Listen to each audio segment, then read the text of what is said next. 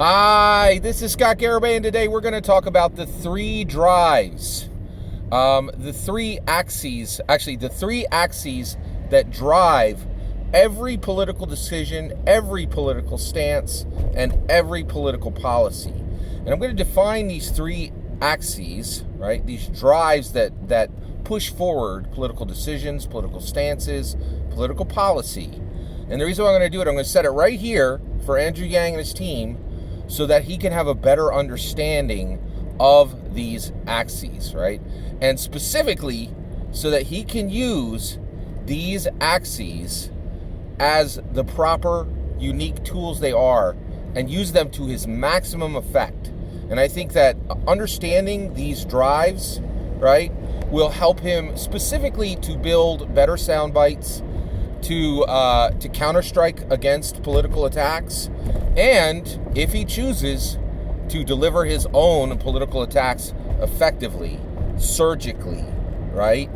And so let's get into it. All right, there are three drives, there are three axes that drive political stances, political decisions, and political policies, every single one, okay? Here they are: logic, partisanship, ambition. All right. Now I'm going to give you three examples. I'm going to give you three examples of these, right? But before I get into that, I'm going to explain that these are all tools, right? None of them are better than another, right? The best way to understand these is, and I'll give examples of why, because I think a lot of people are like, oh, partisanship is bad. No, not always at all. It's really purely just a tool. It's just a tool, right? And there's absolutely room for bipartisanship, and we need bipartisanship, but partisanship has value, and we're going to talk about it, all right? Okay, so the best way to understand these three drives, these three axes, right, is hammer, wrench, saw, right? Those are three specific tools. They are all used in specific ways, right? One's no more valuable than another, right? They have value when it's time to use them in a specific point in time, in a specific situation, okay? Now, let me go ahead and give these examples, right? So basically, the first one would be logic, all right? We saw a really good example of a political drive displayed by Amy Klobuchar in the Ohio CNN New York Times debate 4. She was asked why she would support voluntary buyback of NRA devices. Why she would support voluntary buyback of NRA devices, because and this wasn't said at the time, but the line was, hey, we're all Democrats here, right? Mandatory buyback of because if it's voluntary, the people want to keep them, are just going to keep them, right? And Amy Klobuchar said something that I will always remember. I thought it was a brilliant answer. She said, the reason why I would support voluntary buyback is we're so close. We're so close to doing something real on this issue. And I knew exactly what she was saying. Like the anti-NRA issue, the Democrats talk about it every time we have an event. It never moves a single inch. Nothing ever changes, right? And so she was like, hey, I want to put in some real changes in this law, right?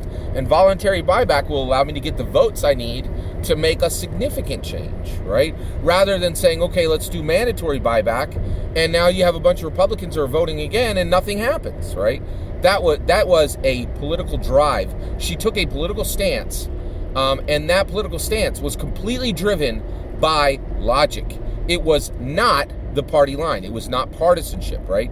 And frankly, it was very clear that Amy Klobuchar was like, oh yeah, I don't like this any more than you do, right? So it wasn't ambition. It wasn't her own desire, her own incentive, her own motivation, right? That's what ambition is, right?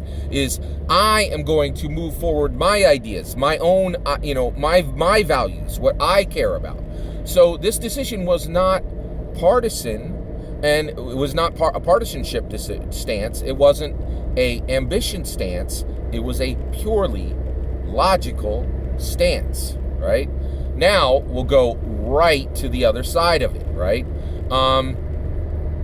Beto O'Rourke, right? He has adopted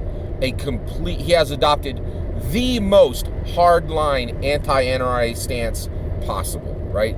And he's picking this up as his banner, right? Logically, this is a bad idea. And the reason why is Eric Swalwell came into this campaign. This was his number one. He was fiercely focused on this issue, on the anti-NRA issue. He's like, if you get me in, I will solve this problem, right? Nobody cared. That dude is gone, and he's been gone for a couple months, right? Like, so from a logic perspective, taking this stance is really not helping Beto O'Rourke, right? Now, is this an ambition stance? Is this something that Beto O'Rourke truly cares about? Absolutely not, right? This is a very recent conversion for Beto O'Rourke, right? He didn't always stand this strong against the anti-NRA issue, not even remotely, right? Like, he's from Texas, come on, right? So you'll find some very different sayings in his body of work prior to this election on the anti-NRA issue, or you'll see a very distinct absence of commentary, right? So this is not coming from ambition. This is purely partisanship, right? He realized that this was not being, spoken about at the level that the Democrats wanted. He wants to gather Democrat votes for the primary, right? There's a difference in winning the primary and the general, right? And this is a purely partisanship drive. This is coming from partisanship, right? All right. Now, let's talk about ambition. Woo, boy. All right. This is the best example ever. All right. Boy, ambition. All right. Bernie Sanders recently had a heart attack, right? When you have a heart attack, is it logical to go ahead and run for president of the United States of America? It's called a race for a reason, because you have to run, right? You know what you shouldn't be doing when you have a heart attack? Run, right? You shouldn't, right? It makes absolutely no logical sense, right? Okay, let's talk about it from a partisanship perspective. Is Bernie Sanders choosing to run in the primary race, in the Democrat primary race, after having a heart attack born from partisanship? Absolutely not. This is horrific. Absolutely horrific for the Democrat Party, right? Because one of the things is the Democrats, unlike, I've been on the Republican side for, I voted for HHWW, I voted for Mondale, I've been on the Republican side, right? And I can tell you, we ain't got the hearts and minds of young people. The Democrats have the hearts and minds of young people. Young people love Democrats, and if young people voted in mass, Republicans would never win an election, but they don't, right? So that's one thing to keep in mind, right?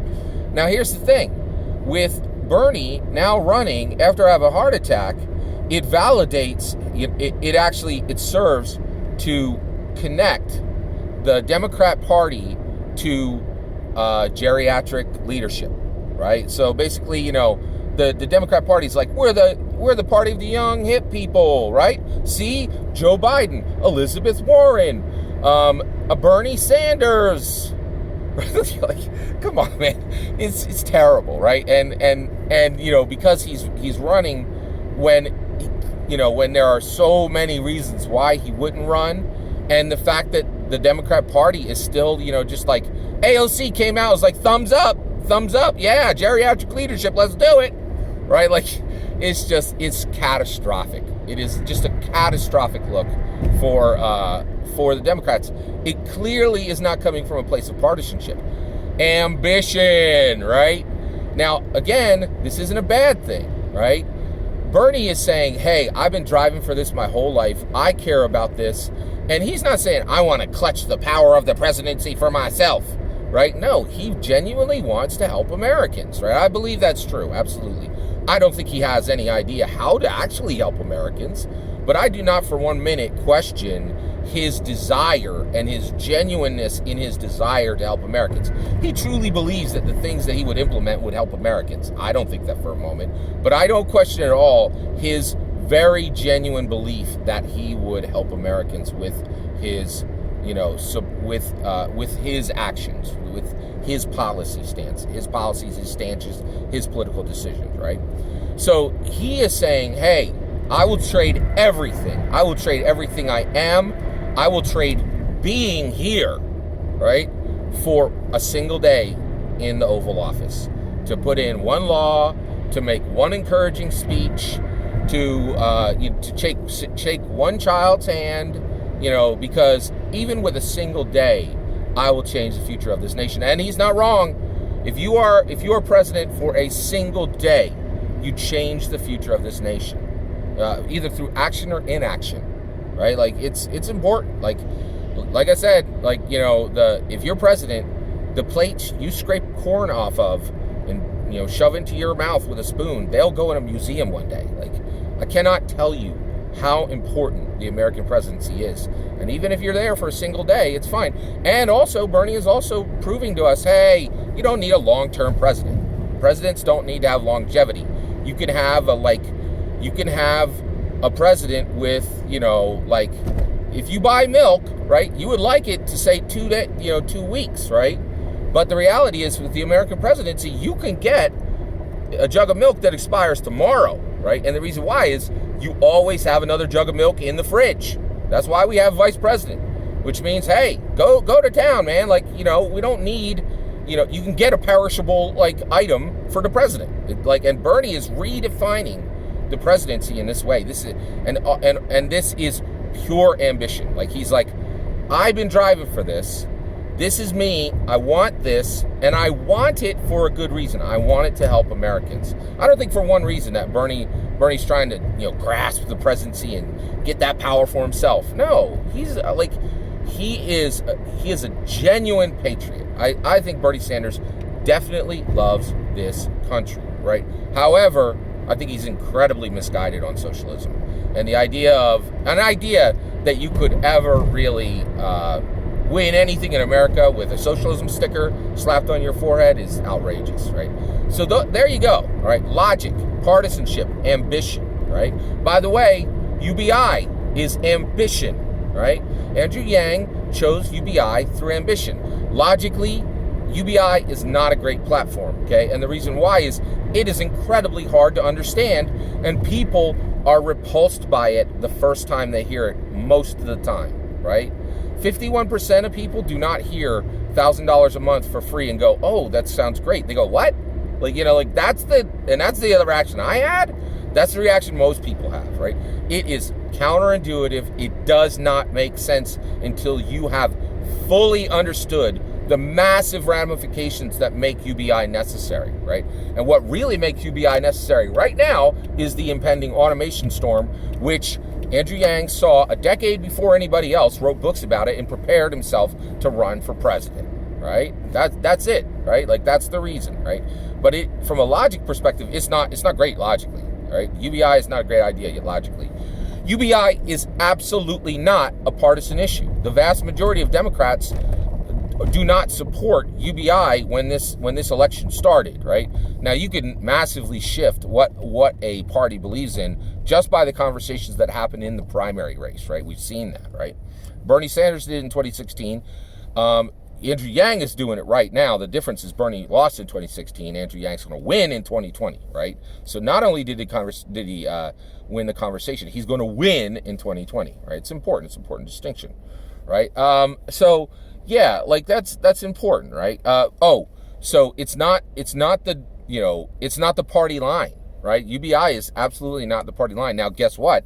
It is becoming the party line. Everybody's, oh yeah, I love UBI. I'll slap that onto my policy platform. I could steal that thing just as well as Cory Booker or anybody else, or no, actually it wasn't Cory Booker who stole it. I think it was maybe Marianne Williamson who stole it first, but yeah, but everybody's like, oh yeah, I love UBI, I'm on, right? I can give you UBI too, whatever, not really thinking it through. They're just slapping it onto their policy stack, right? So, but it does come from ambition, right? He said, hey, this is the right tool right now. I see this. Nobody else in the world sees that America needs UBI right now. This is coming from my ambition. This is not coming from a place of logic. This is not coming from a place of partisanship. This is coming from my ambition, right?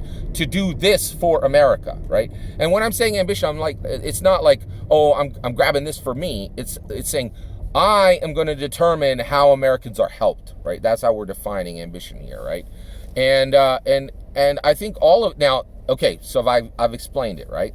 Now, why should Andrew Yang understand these drives as exactly as I've defined them, right? And then set these into place in his own lexicon and begin having his team work on solutions that are around this. Excuse me. Well, I'll tell you why, okay? The first one is sound bites. Sound bites are incredibly important in American politics today. If you understand the seed that has born a political decision, a political stance, or a political policy, did it come from logic? Did it come from partisanship? Did it come from ambition? You know how to attack it, right? That's the thing. And if you know how your own ideas were born, right, then you know how to defend them, or you know how to counterstrike when you're attacked on them, right? When you're politically attacked, you can so if you understand these, right, you can make these three axes the Sansetsu Kon. Okay, a Sansetsu Kon is a 3-section staff, 3-section nunchaka. I'm sorry, it's a 3-section nunchaka, right? So the great Bruce Lee used nunchucks in all of his best movies, right? He was incredible. Me and my brother owned a padded pair of these when we were young, right? And they were super fun. We owned a padded 2-section nunchaka, but a 3-section nunchaka is a Sansetsu Kon, right? So if Andrew Yang learns how to identify quickly the seed that a political decision, a political stance, a political policy is coming from, he can know exactly how to attack it, right? And so when he has to decide something, when he's asked a question by a reporter or by a person and it's on camera, right, or by another politician, he can strike back immediately, and it can be super hyper focused, right? Because he understands the origin, he understands the drive, he understands the axis it's coming from, right? And that will allow him to use articulation, to use strength, to use dexterity when he attacks, right? In his verbal language. It's critically important, right? And so if Andrew Yang learns this, he can attack better.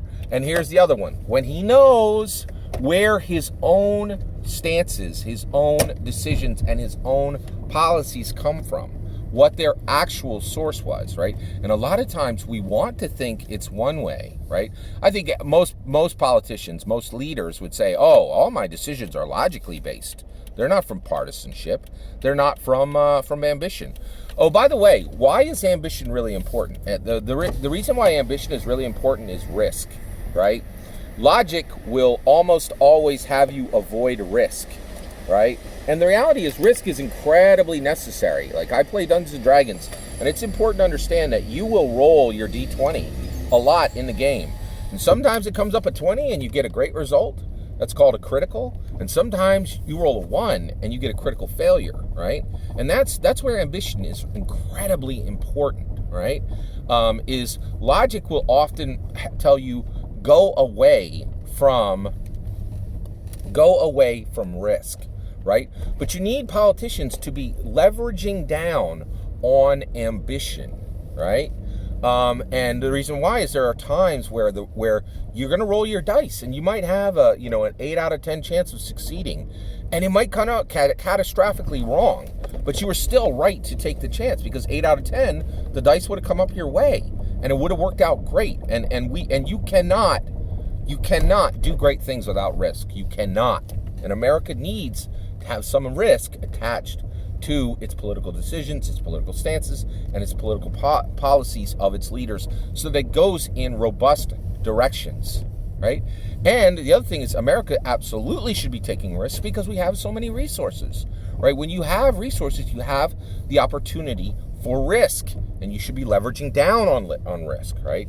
Now, why is partisanship good, right? Why should we not be frightened by a decision being driven by partisanship? Well, here's the thing. We have a two-party system. The parties are incredibly powerful. They truly are powerful. And when you enter into an election, you darn well better make some of your decisions based on partisanship. You need to have unity. You need to have harmony with the party that is there, right? Now, actually, I'm for the two-party system. I really am. I know a lot of people complain about it, but frankly, there's lots of countries with multiple parties.